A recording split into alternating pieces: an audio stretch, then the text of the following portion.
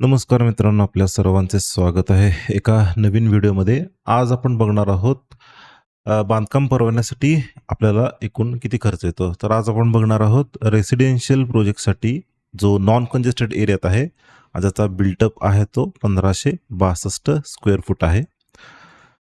तर आपल्याला जे इनिशियल डॉक्युमेंट्स लागतात, जी लिस्ट आहे त्यात अजून काही आहेत, जसे की लेआउट प्लॅन वगैरे आहेत. त्यासाठी जवळपास हा क्लायंटला 20,000 खर्च आलेला, जो क्लायंटने स्वतः डॉक्युमेंट्स काढलेले आणि त्यांनीच ते पे केलेले.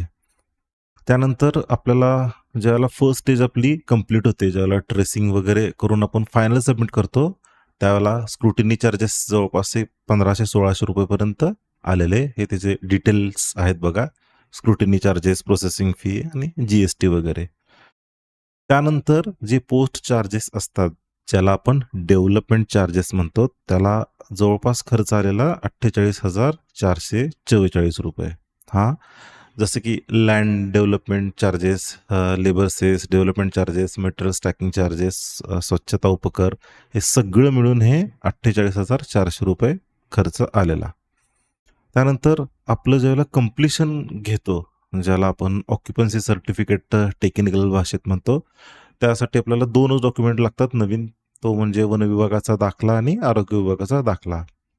तर त्यासाठी जवळपास एक ₹5,000-6,000 खर्च आलेला आणि असा हा टोटल जर काढला तर 75,000च्या आसपास हा टोटल खर्च आलेला.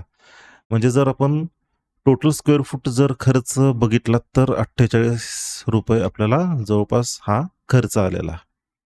ओके. तर बांधकाम परवान्यासाठी रेसिडेन्शियल बिल्डिंगच्या स्पेशली किती खर्च येतो, हा आज आपण व्हिडिओ बघितला. तर सर्वांचे खूप खूप धन्यवाद. भेटू नेक्स्ट व्हिडिओमध्ये.